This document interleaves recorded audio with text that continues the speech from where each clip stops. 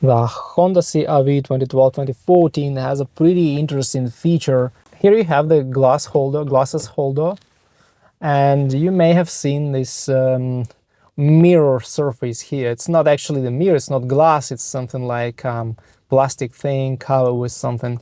But actually you may use it as the conversation mirror, so-called. So how you use it? You open the glasses holder and then you raise it up, not completely, and then it stands like this, and it acts like a mirror, and you can actually see the back seat.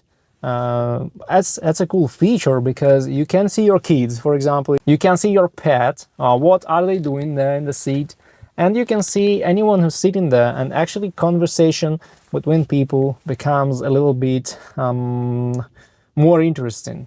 I don't recommend you look there a lot because you will be distracted from the road, but anyway, sometimes this conversation mirror is a pretty cool feature.